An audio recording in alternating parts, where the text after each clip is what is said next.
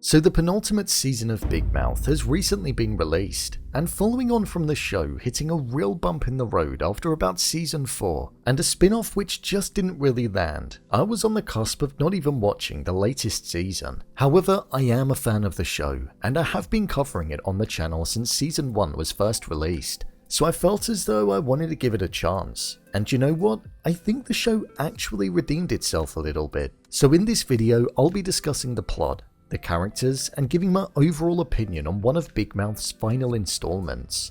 So let's get into it. Here is a review of Big Mouth Season 7. Just to let you know, this video will contain spoilers. The story.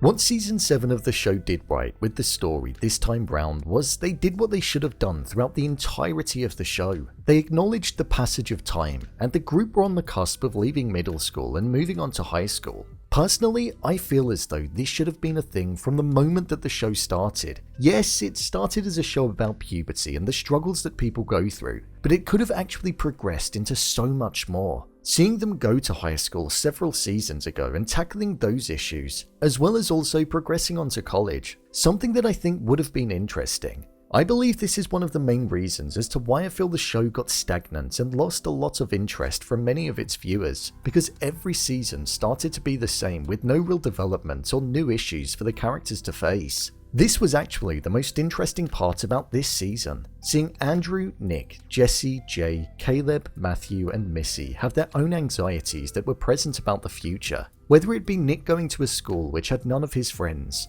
Jessi trying to navigate her own identity and find who she truly was, Missy's dread of being alone, or Andrew's fear of being beaten up by Pumbaa. This was something that definitely did steal the show and also the finale. I would say that the first 5 episodes of this season had me hooked and engaged, because it was all about that, the group leaving middle school and graduating. And I think the show did a real good job at providing a sense of closure to the school for not only the characters, but also for us, the viewers that have tuned in for all of those years. It marked the end of a chapter that we'd constantly seen. But after that, I do think the show did what it's actually done in its 7-season long reign. It hit a bump in the road, and for about 2 episodes it felt a bit like filler, and it didn't add to the developing plot at all. We just sort of stood still and waited for the story to come back, where it focused on their summer and the build up into going to high school. And when it did, I was engaged again. So it's a shame about that, because I would have thought a lot more highly of the season if there wasn't that bump which could have quite literally been cut out.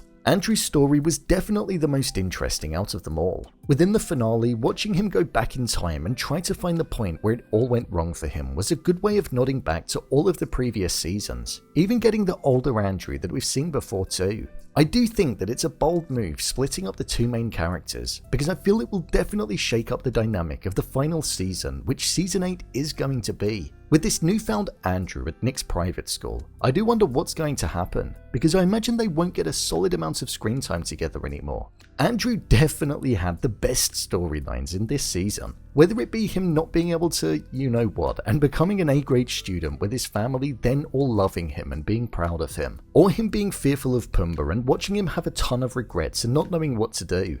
Even his closing speech at graduation was hilarious. He's definitely my favourite character in the show and delivers most of the laughs for me. I think that is one thing that this season of the show had that the previous ones didn't. It had many moments where I was actually laughing out loud, something I feel this show hasn't been able to do for a long while because it got stuck on just highlighting crude humour.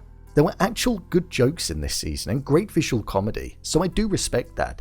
One storyline that I really liked and thought the show handled well was the storyline between Caleb and Matthew. It seems as though Caleb may have autism, and his developing friendship with Matthew was something that I really enjoyed watching blossom, along with seeing Caleb overcoming situations that would usually throw him off course, so that was nice to watch. There were a lot less monsters in this season of the show.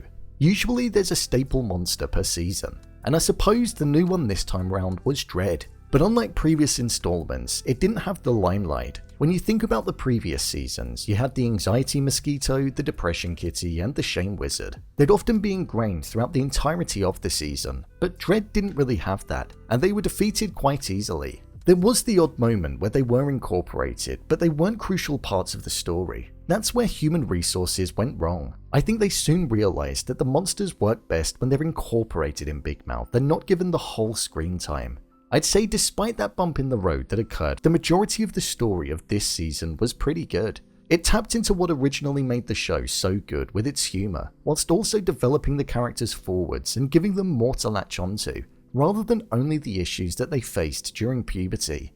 The characters. The characters probably had a fair amount of time split between them in this season. As I said earlier, Andrew is most definitely my favourite character, shortly followed by Maurice. The characters' chemistry together, the humorous partnership that they have, and the funny moments that they produce often go on to be the best moments in the show. Plus, Andrew is so pathetic that it genuinely has me in stitches. Nick wasn't as pathetic in this season, and at points he was kind of cool, if you could say that. At least he was perceived as that, which was something that was quite surprising. However, seeing him in the Sad Boys Club at the end was something that was rather fitting, because him being all alone in a new school feels like the pathway that the character would have usually taken. With regards to Jessi, I'd say this was definitely one of the least involved that she's been in a season, or the least important role that she's had to play. She didn't really tie into any of the main plot, and it was predominantly focused on her wanting to fit in and learn who she was as a person before she ended up going off to high school. The same could be said for Missy. I feel she didn't really have that much purpose at all until the latter half of the season when Dredd was introduced. Before that, it was just about her and Elijah and a relationship that wasn't really moving, so I wasn't too engaged in that.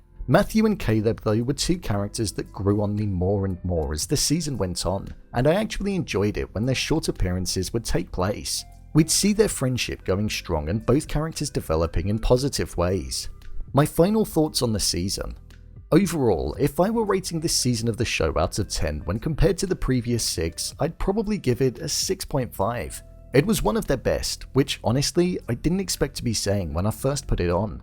I thought it was going to be following the same trajectory as the previous seasons and Human Resources, but fair play to the team of Big Mouth. Don't get me wrong, it's not as good as it once was, and I still feel like the type of comedy that's ingrained within it has run its course. Like, I don't think any new shows will be getting created that are similar to this, but there is the odd joke that does crack me up, and I think it's mainly because I know the characters, and I have familiarity with them. So that also adds to the fact that I want to stick with it, and it makes it easy to just go along with it.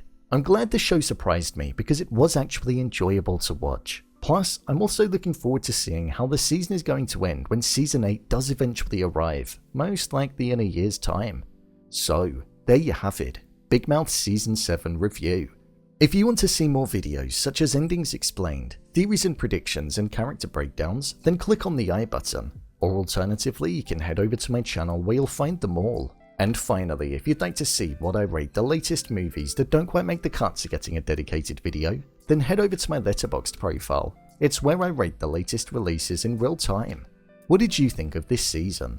Leave a comment down below, and don't forget to subscribe. I'll see you next time.